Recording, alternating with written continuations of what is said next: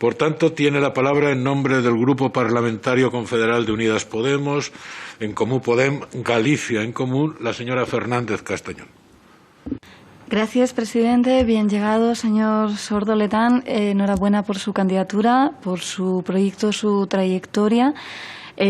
Nos suscita algunas preguntas el proyecto, que entendemos además que más de 2 años después de su elaboración habrá visto algunas cuestiones reiteradas, reafirmadas y otras quizás modificadas. Por ejemplo, cuando se refiere al rol del espectador, la espectadora, del público en general, como un rol que ya no puede seguir siendo pasivo respecto a lo que ahora entendemos perfectamente que son los contenidos emitidos de manera lineal o emitidos a petición.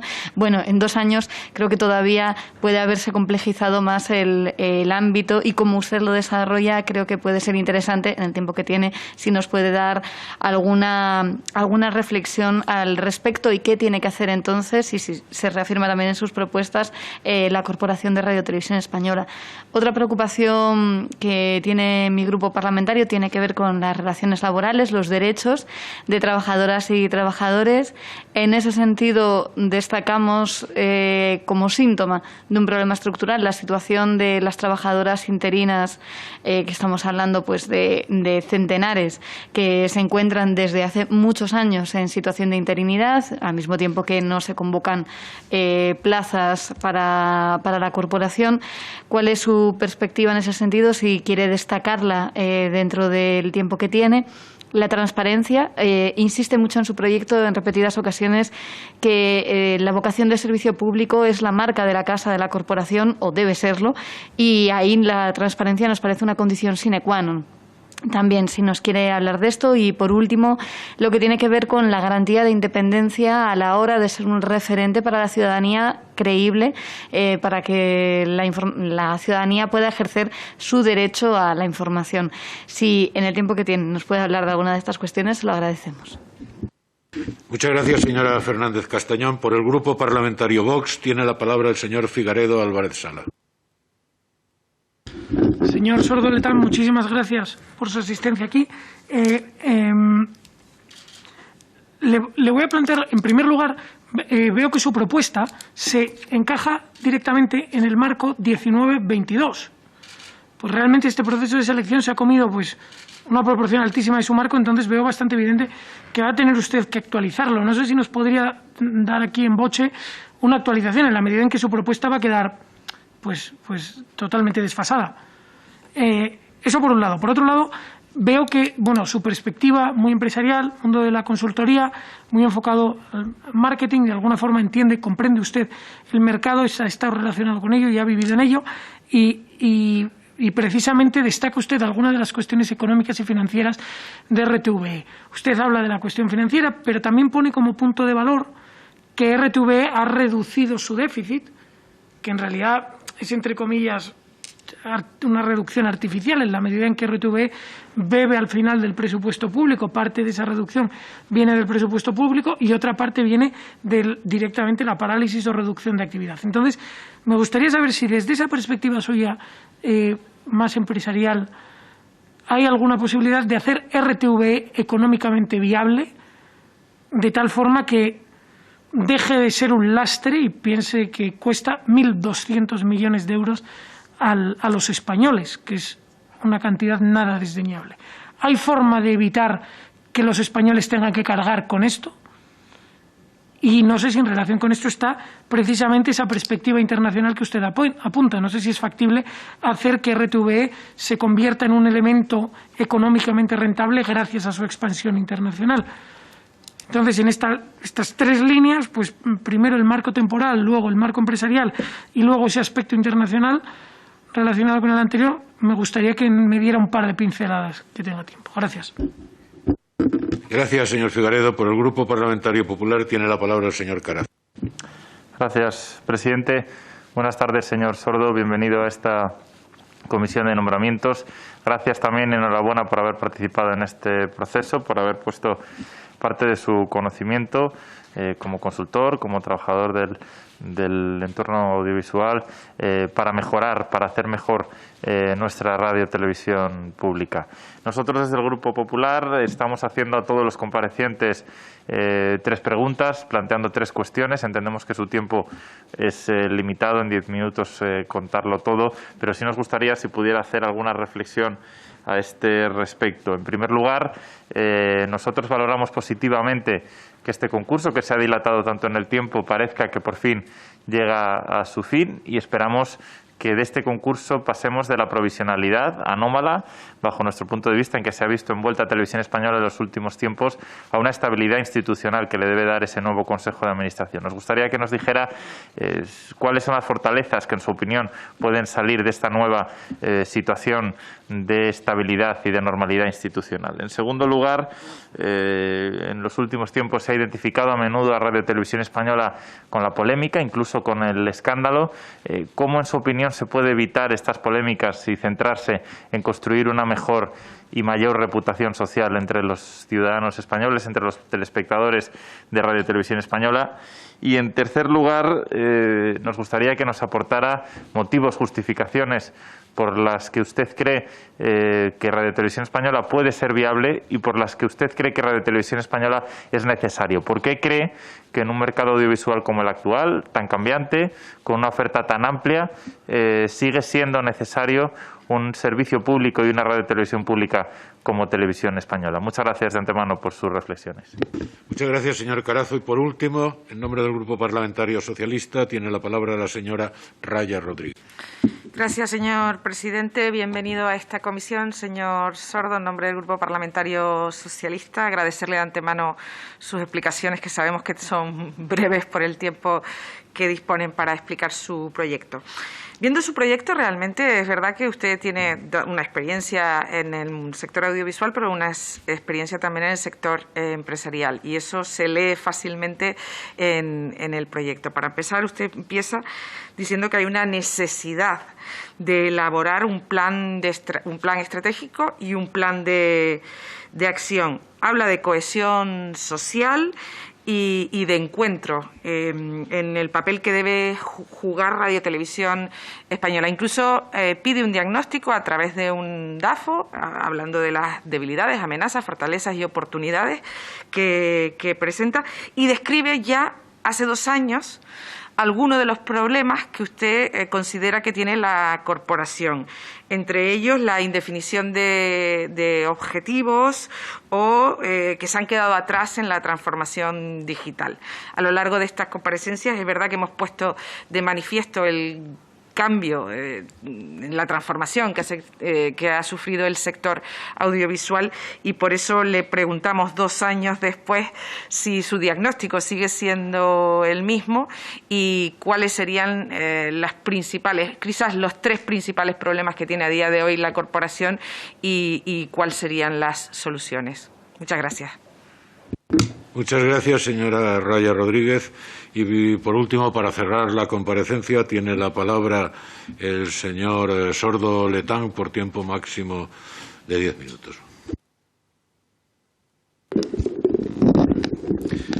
Muchísimas gracias. En primer lugar, quiero agradecer a todos los que han participado en este procedimiento desde el año 2018 y también en esta ocasión a quienes están aquí dedicándome su tiempo y se han tomado la molestia de leerse el documento que les presenté en su día y que realicé con total desinterés y generosidad, a propósito y tratando de ser útil dentro de este procedimiento, ¿no?, y de este proceso. Creo que voy a empezar hablándoles de lo que considero, y me parece que respondo a varias de las preguntas que se me han realizado, de lo que considero una cuestión fundamental para Radio Televisión Española hoy, en el año 2021, febrero.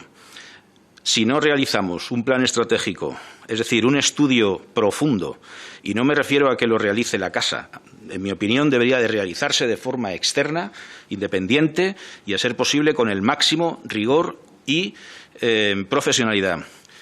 si no realizamos ese estudio, no vamos a tener el conocimiento suficiente de lo que hay que hacer en esta década que nos viene por delante, en la que no solamente afrontamos retos muy importantes en ámbitos de tipo social, político, económico, institucional, etcétera, sino que además el mercado audiovisual concretamente y el de la televisión está experimentando una transformación similar a la de cuando se inventó la propia televisión. Dicho esto, sin ese documento, que creo que es fundamental, me cuesta mucho trabajo proyectar hacia el 2030 o el 2040 la televisión que nos gustaría, puesto que de ese documento es de donde extraeríamos esas fortalezas, esas oportunidades, las amenazas que estamos experimentando, etcétera, y eso es lo que nos serviría para establecer un marco y una estrategia real de trabajo, ¿no? Yo insisto en el documento, y lo subrayo de nuevo hoy, 2 años y medio, casi 3 después, en que la Radiotelevisión Española, como corporación, como casa, incluso como proyecto inventado en los años en el siglo XX, hoy día tiene más sentido incluso que entonces. Si hay un elemento, una industria que puede ser interesante para unificar, para unarnos, no solamente como nación, como españoles que somos, sino dentro de nuestra pluralidad y proyectarnos incluso a nivel internacional como cultura, nuestra historia, nuestra cultura y todo lo que nos une a todos los que hablamos el castellano, lo hablemos como lo hablemos, aquí o en las Filipinas, que también se habla, si no utilizamos la televisión, que es el elemento vertebrador de esa cultura, entonces, ¿qué proyecto de cultura tenemos para nuestra próxima década? Esta es mi reflexión inicial y con esta empiezo este turno de intervención que tengo para poder transmitirles lo que realmente pienso. Sin esto, sinceramente, creo que todo lo demás se convierte en ideas o en propuestas o en opiniones incluso muchas veces, ¿no?, que por muy bien desarrolladas que estén, y he escuchado muchísimas muy interesantes que incluso haría mías también, no dejan de ser sino ideas, propuestas y opiniones, ¿no? Creo que si no tenemos ese documento previo, incluso nuestras propias opiniones flaquearían, incluyo las mías, ¿eh? Dicho esto, por supuesto, creo que si convertimos Radio Televisión Española, y ahora mismo subrayo, sin ese documento esto no es más que una opinión, ¿eh? Si no convertimos la Radiotelevisión Española en una plataforma que no solamente gestione todo ese magnífico potencial de recursos que tiene históricamente hablando, es decir, ese archivo tan fantástico que tiene, sino que además se convierta en una generadora de contenidos en castellano, en español, hispánicamente hablando, si me apuran lo puedo extender, la cultura mediterránea, desde los griegos hasta las Filipinas, etcétera. Si no convertimos esto en una verdadera potencia para nuestra cultura, entonces la Radiotelevisión Española se queda como la televisión de nosotros para andar por casa, que creo que tenemos una herramienta muy importante para poder utilizarlas en sentido de proyección, ¿no? Creo también, y voy a intentar aquí contestar a una pregunta que me ha parecido muy interesante y que no me esperaba hoy, la verdad. El matiz del servicio público. Si hay algo que diferencia a la Radiotelevisión Española del resto del sector audiovisual es precisamente ese matiz. Todas las televisiones, todos los medios de comunicación, todas las actuales plataformas de contenidos y de gestión de contenidos que están trabajando en el mercado hoy día responden a una serie de determinados intereses. ¿Qué es lo que los diferencia de la Radiotelevisión Española? Precisamente que ellos responden a esos intereses, que son legítimos, por supuesto que sí, y que forman parte del mercado. La Radiotelevisión Española defiende, protege, expone y proyecta los intereses públicos de España. Es decir, los que aquí legítimamente los representantes de la soberanía popular definan como estrategia, y la Radiotelevisión Española forma parte de esa estrategia como elemento catalizador, vertebrador, cohesionador y, si me apuran, exponente máximo, puesto que la gente lo puede ver desde su casa sin necesidad de que nadie tenga que ir a explicárselo, ¿no? Pueden encender la televisión. Básicamente, hoy día eso es hasta una gran ventaja para poder transmitir y trasladar mensajes. Alianzas estratégicas, que nadie me lo ha preguntado hoy aquí, pero creo que es fundamental. ¿Cómo puede ser que la Radiotelevisión Española no tenga alianzas estratégicas, no solamente tecnológicas, con el mercado?